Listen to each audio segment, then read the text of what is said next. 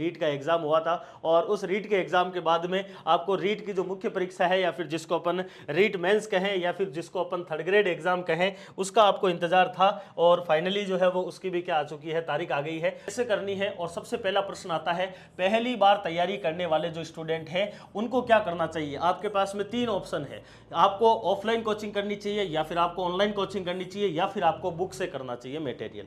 तो 3 आपके पास में प्रश्न है।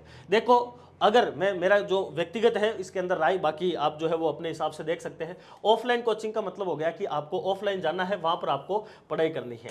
प्रत्येक चीज के मैं आपको प्लस और माइनस बताऊंगा, आपके ऊपर है कि आप निर्णय जो है वो किस प्रकार से लेवे। इस चीज के अंदर भी जो है वो मैं आपको प्लस और माइनस दोनों बता दूंगा और इस चीज का भी मैं आपको प्लस और माइनस जो है वो दोनों बता दूंगा, प्लस और माइनस। देखो, आप अगर पहली बार तैयारी कर रहे हैं और पहली बार अगर आप जो है वो रीट मेंस के लिए अगर तैयारी कर रहे हैं तो आपकी जो रणनीति है वो किस प्रकार से होनी चाहिए।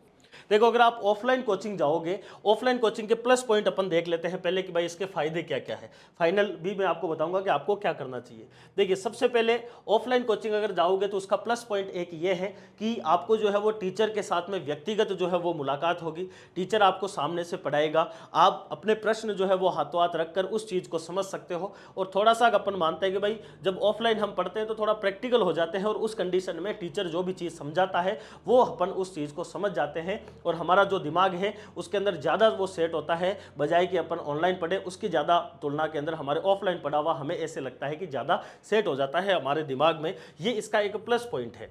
दूसरा ये है कि इसमें प्लस पॉइंट कि आपको टीचर खुद नोट्स बनवा के लिखाएंगे, तो आप वहीं पर ही बैठ बैठ कर लिखोगे। तो जब आप नोट्स बनाओगे, लिखोगे, तो आपको उसमें जो है वो प्रैक्टिस होगी और उस चीज़ को आप जो है वो आसानी से याद कर पाओगे। ये इसका दूसरा प्लस पॉइंट हो सकता है। तीसरा प्लस पॉइंट एक और हो सकता है कि आप ऑफलाइन अगर जा रहे हो तो बच्चों के बीच में आपके कंपटीशन रहेगा। आप अपने कंपटीटर को देखोगे कि भाई वो वाला बच्चा ज़्यादा पढ़ रहा है या फिर वो ज़्यादा प्रश्नों के जवाब दे रहा है तो मुझे भी देना चाहिए। दूसरे दिन आप अच्छे से पढ़ के आओगे, फिर आप भी जो है उन प्रश्नों के जवाब दोगे। ये इसमें एक और प्लस हो सकता है। एक प्लस और हो सकता है कि यहाँ पर ऑफलाइन जब आप टेस्ट वगैरह दोगे तो वो आपको एक फ़ायदा मिल सकता है अतिरिक्त। ये आपके जो है वो ऑफलाइन कोचिंग के फ़ायदे हो सकते हैं। ऑफलाइन कोचिंग के नुकसान देख लीजिए। सबसे पहला और सबसे बड़ा नुकसान जो होता है वो होता है माइंड डाइवर्ट का। अगर बच्चा ऑफलाइन कोचिंग कर रहा है, सुबह का 1-2 घंटे, 1 घंटा मिनिमम मान लीजिए और शाम का 1 घंटा मिनिमम, क्योंकि आप सुबह अगर कोचिंग जाओगे तो नहाओगे धोगे भाई, तैयार होगे, कोचिंग तक जाओगे, उसके अंदर आपको टाइम जाएगा लगभग 1 घंटा मानकर चलिए। जब आप लंबे समय तक, क्योंकि अब ऑफलाइन जो कोचिंग चल रही है या फिर चलेगी जो भी रीट मेंस के लिए, ये मानकर चलना है कि 6 से 8 घंटे की उसमें क्लासेस चलने वाली है। तो उसके अंदर आपके 6 से 8 घंटे जब आप क्लास लेोगे तो आपके एक थकावट आएगी, शरीर में एक थकान आएगी और उस थकान की वजह से जब आप कोचिंग से वापस आओगे तो अगले 1-2 घंटे तक आपकी जो है वो बॉडी जो है वो आपको एक प्रकार से साथ नहीं देगी, आपको रेस्ट करना अनिवार्य होगा।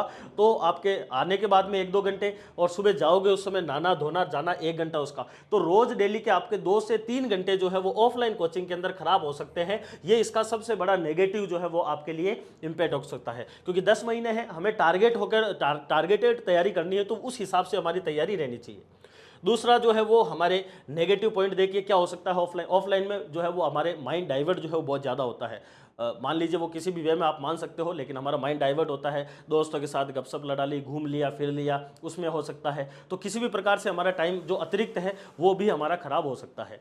ऑफलाइन कोचिंग के अंदर कई बार हो सकता है कि टीचर ना आए, टीचर जो है वो लेट आए, या फिर टीचर ने छुट्टी रख ली है, या फिर आपको मान लो कि बीच में टीचर नहीं आया और आपकी स्टार्टिंग में क्लास लग रही है, लास्ट में लग रही है, बीच का टाइम जो है आपका वेस्ट हो गया है। ये भी जो है वो चीज़ें हो सकती है। तो ये सारी की सारी चीज़ें जो है वो इसमें नेगेटिव इंपैक्ट के रूप में आ सकती है ऑफलाइन कोचिंग के अंदर। और एक और नेगेटिव ये भी हो सकता है कि आप जिस चीज़ों को डायरेक्ट बुक से पढ़ सकते हो, डायरेक्ट नोट से पढ़ सकते हो, उनको आपको अपने हाथ से लिखना पड़ेगा। टीचर उसी चीज़ को पढ़ा रहा है, कई सारे ऐसे टॉपिक होंगे जो आपके बहुत अच्छे हैं, बहुत स्ट्रॉन्ग है। मान लीजिए जैसे राजस्थान भूगोल आपको बहुत अच्छी आती है, उसमें कई सारे टॉपिक आपको बहुत अच्छे आते हैं, लेकिन 1-2 टॉपिक है जिनको ही आपको तैयार करना है। लेकिन ऑफलाइन कोचिंग के अंदर आपको वो सारे के सारे टॉपिक वापस पढ़ने पड़ेंगे, भले ही आपको कितने अच्छे से आए। तो वो आपका एक्स्ट्रा जो टाइम है वो आपका जा रहा है उसमें। तो ये इसका नेगेटिव इंपैक्ट हो सकता है।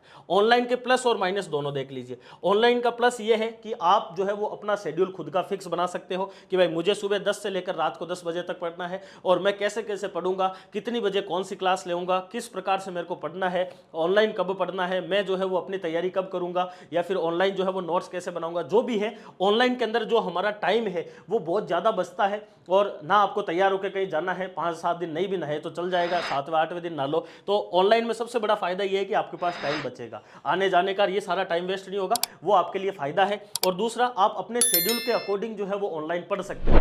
भले ही ऑफलाइन में तो टीचर 7 बजे ही आएगा तो वो 7 बजे आपको जाना पड़ेगा, लेकिन यहाँ पर मैंने पहले से ही पढ़ा दी है क्लासें, आपकी इच्छा होगी जब आप पढ़ सकते हो। आप चाहो तो रात को 8 बजे भी पढ़ सकते हो, आप चाहो तो रात की 12 बजे भी पढ़ सकते हो। तो सबसे बड़ा फायदा ये है ऑनलाइन का कि आप अपने अकॉर्डिंग टाइम शेड्यूल को बना सकते हो। दूसरा ये प्लस हो जाएगा कि आप जो है जो भी आपके मटेरियल है वो सारा का सारा आपको पीडीएफ फॉर्मेट में मिल जाएगा। अगर आपने ऑफलाइन में अगर नहीं लिखा तो फिर किसी स्टूडेंट की कॉपी लेकर लिखना पड़ेगा, जबकि ऑनलाइन में ये फायदा है जो भी टीचर ने पढ़ाया है वो सारा का सारा आपको पीपीटी जो है वो एप्लीकेशन में मिल जाएगी, वहां से सीधी सीधी आप देख सकते हो, जब चाहो आप नोट्स बना सकते हो। ठीक है, ये इसमें दूसरा एक और फायदा आता है। तीसरा और कोई फायदा है तो देखिए, ऑनलाइन के अंदर अगेन वही हो गया आपके कि जैसे आपको जो जो टॉपिक आपको अच्छे से आ रहे हैं उन आप टॉपिकों को स्किप भी कर सकते हैं, जिन टॉपिकों को आपको देखना है वो आप देख सकते हैं, और इस प्रकार से आप अपना टारगेट जो है वो पूरा का पूरा सेट कर सकते हो। लेकिन ऑनलाइन में एक ही नेगेटिव पॉइंट है जो आप वो मान सकते हो कि वहां पर आप ऑफलाइन में व्यक्तिगत रूप से टीचर के साथ में इंटरेक्ट होते हो, यहाँ पर ऑनलाइन में नहीं होते हो। अपन कोशिश करेंगे कि अपने क्वालिटी एजुकेशन के अंदर, वैसे तो अपने कमेंट का ऑप्शन है, आप जो भी कोर्स परचेज कर रहे हो उसके नीचे कमेंट लिखा हुआ आता है, हेड कमेंट, आप वहां पे लिखिए, आपका जो भी प्रश्न रहेगा उसका जवाब अगली क्लास में दे दिया जाएगा। और उसके अलावा भी अगर ऐसी समस्या रहेगी तो उसके लिए अपन अलग से सेशन लेकर और अपन उस चीज को सॉल्व आउट करने की कोशिश करेंगे। तो एक ये ऑनलाइन के अंदर दिक्कत आती है थोड़ी सी कि भाई बच्चे बोलते हैं कि भाई सर हमें प्रश्न पूछ रहा हो तो हम कैसे क्या पूछेंगे, तो वो अपन एक इसमें नेगेटिव आ सकता है। ठीक है, तो ये हमारे ऑनलाइन और ऑफलाइन के नेगेटिव पॉजिटिव मैंने बता दिया है। बुक्स का पॉजिटिव सबसे बड़ा जो है वो ये है कि आपको मटेरियल बहुत ज्यादा डिटेल में मिलेगा, बहुत विस्तृत मिलेगा, आप जितना चाहो उतना पढ़ सकते हो। टीचर की कई सारी लिमिटेशन होती है, टीचर को बताया जाता है कि आपको जैसे कि 50 घंटे में कोर्स कंप्लीट करना है, 40 घंटे में करना है, तो वो टीचर करेगा, फिर वो कई सारी चीजें स्किप भी कर सकता है। हो सकता है आपकी क्लास जो है वो बहुत फास्ट भी ले ले, उसको टाइम पीरियड दिया हुआ रहेगा कि 1 महीने में कोर्स कंप्लीट करना है, तो वो उसी स्पीड से चलेगा। तो हो सकता है भले आपको समझ में आए कि नहीं आए, लेकिन वो टीचर अपने हिसाब से चलेगा। तो वो एक समस्या आती है जो आप बुक्स के साथ में नहीं देखेंगे। बुक्स में अगर आपको जो भी चीज पढ़नी है आप बहुत ज्यादा डिटेल में उस चीज को पढ़ सकते हो। तो बुक्स का एक प्लस ये हो गया। दूसरा ये भी हो जाता है कि बुक्स के अंदर आपको कई सारी नई चीजें मिलेगी जो आपको टीचर पढ़ाएगा नहीं, तो ये एक चीज आपको और फायदा होता है। बुक्स के अंदर माइनस पॉइंट एक ही लगता है मुझे, और उसके अलावा मुझे कोई नेगेटिव नहीं लगता है। अगर आप बुक्स पढ़ोगे तो सबसे बड़ी समस्या ये आएगी कि भाई आपको बुक्स के अंदर बहुत विस्तृत मैटर है, और अगर वही आपको टीचर पढ़ाएगा, चाहे ऑनलाइन पढ़ाए चाहे ऑफलाइन पढ़ाए, तो आप उसको टू द पॉइंट चीज़ों को वो टीचर आपको पढ़ाएगा, सीधा समझाएगा। बुक्स के अंदर आपको खुद को थोड़ा सा समझना पड़ेगा, वो एक समस्या थोड़ी सी आती है। लेकिन मेरा एक मानना है, व्यक्तिगत राय है और मेरा खुद का एक्सपीरियंस है कि अगर आप किताब नहीं पढ़ोगे तो सिलेक्शन नहीं होगा। सबसे बड़ी समस्या ये आती है, आपको भले ही मैं पढ़ा दूंगा, कई सारे टीचर पढ़ा देंगे, लेकिन फिर भी आपको किताबें पढ़नी पड़ेगी। आपको कई सारी जो है वो ऐसी जो है वो सब्जेक्ट आएगी जिसके अंदर आपको किताब पढ़नी पड़ेगी। आप अगर रेफरेंस बुक नहीं पढ़ोगे तो आपके समस्या आ सकती है, इसलिए आपको रेफरेंस बुक तो पढ़नी ही पड़ेगी, क्योंकि टीचर ने जो पढ़ाया है वो एक लिमिटेशन के साथ पढ़ा सकता है, आपको गाइड कर सकता है, लेकिन उससे कई सारी चीजें ऐसी होगी जो आपको एक्स्ट्रा पढ़नी पड़ेगी, और उनको पढ़ने के लिए आपको किताबों का सहारा लेना पड़ेगा, किताबों के पास आपको जाना पड़ेगा। और बुक्स के ऊपर मैं अलग से एक वीडियो बना दूंगा, अगर आपका डिमांड है तो आप कमेंट में जरूर लिखना है। लेवल 1 और लेवल 2 दोनों के लिए कौन सी ऐसी किताबें हैं जो आपको पढ़नी चाहिए, और जो पुराने स्टूडेंट हैं उनको तो केवल किताबें ही चाहिए मेरे हिसाब से, तो आप कौन सी किताबें चाहिए वो सारी मैं बेस्ट बुक बता दूंगा, वो आप पढ़ लीजिए, वो आप लेकर आ जाइए, उसके अलावा आपको कुछ नहीं पढ़ना है। ठीक है, ये आपके पहली बार तैयारी करने वाले स्टूडेंट के लिए है, और इन स्टूडेंट के लिए जो 10 महीने हैं वो भी कम पड़ेंगे, मैं ये मानता हूं।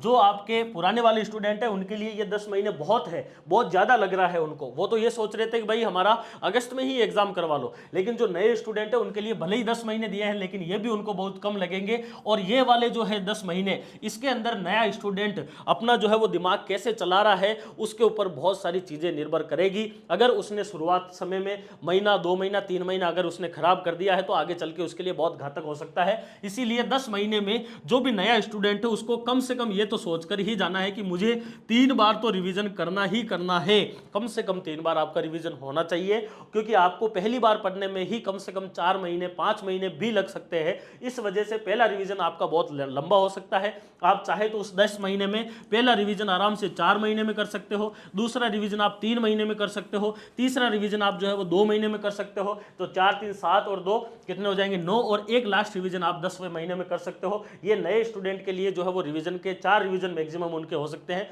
क्योंकि उनको शुरुआती रिवीजन के लिए ज्यादा टाइम चाहिए, इसलिए उनके लिए ये 10 महीने भी कम हो सकते हैं। ठीक है, तो ये नए स्टूडेंट की बात आ गई। अब हमारे जो पुराने स्टूडेंट हैं, जो आपके एक प्रकार से लगातार तैयारी कर रहे हैं, जिनको कई सारी चीज़ों का नॉलेज भी है, जिनके राजस्थान जीके की कई सारी सब्जेक्ट हो सकता है, हिस्ट्री, कल्चर, पॉलिटी, ज्योग्राफी, ये अंगुलियों पर हो, लेकिन उनके कुछ कुछ सब्जेक्ट जो है वो उनमें उनके कोई ना कहीं कोई कमी रही है, जिसकी वजह से पिछली बार उनका सिलेक्शन नहीं हुआ है। तो उन बच्चों के लिए क्या करना चाहिए? तो मेरा यही कहना है कि जो बच्चे पुराने हैं, जो पहले से तैयारी कर रहे हैं, उनके लिए ऑफलाइन का ऑप्शन हटा ही जाना चाहिए, वो ज़्यादा बेटर है, क्योंकि उसमें आपको टाइम वेस्ट नहीं करना है। आपको अगर कोई टॉपिक समझ में नहीं आ रहा है तो आप ऑनलाइन जो है वो कोर्स ले लीजिए और ऑनलाइन ही उसको पढ़ लीजिए। जो जो टॉपिक आपको पढ़ने हैं वो आप ऑनलाइन पढ़ लीजिए, ऑफलाइन में आप टाइम वेस्ट ना करें तो ज़्यादा बेटर है, मेरा यही कहना है। क्योंकि ऑफलाइन के अंदर आपको बेसिकली इतना ज़्यादा आपको पढ़ना ही नहीं है, आपको तो वो चीज़ें पढ़नी है जो जो आपके पिछली बार कमी रही है। हो सकता है पिछली बार आपने गणित में कुछ कमजोरी रह गई हो सकता है साइंस में कोई कमी रह गई हो सकता है राजस्थान जीके में। तो जो आपके छोटी छोटी समस्याएं हैं, छोटी छोटी कमियां रही है, उनको आप ऑनलाइन के माध्यम से आराम से कर सकते हो। अपना शेड्यूल बनाइए कि भाई मेरे पिछली बार जो वीक सब्जेक्ट रही है उनको मैं स्पेशली इस 2-3 घंटे में करूंगा। वहां पर आप ऑनलाइन के माध्यम से आराम से कर सकते हैं। और आपके लिए सबसे बड़ा जो आपके सारथी है वो आपके कौन होने वाला है? बुक्स होने वाला है। जो भी पुराने स्टूडेंट हैं उनको बहुत अच्छी किताबें लानी है, उनको आपको पढ़ना है, किताबों से ही जो है वो सिलेक्शन होता है, ये रियल बात है। इसीलिए मैं कहूंगा अगेन आपको कि आप किताबें जो रेफरेंस बुक है वो जरूर पढ़ना है। अलग से वीडियो के अंदर मैं जरूर बता दूंगा, लेवल 1 और लेवल 2 दोनों का एक साथ ही ले आएंगे, क्योंकि कई सारा पोर्शन सेम है। तो कौन सी ऐसी किताबें जो आपको पढ़नी है, भले ही बच्चा ऑफलाइन कोचिंग भी जा रहा है तो भी मेरा ये कहना है कि आप किताब जरूर रखना है साथ में।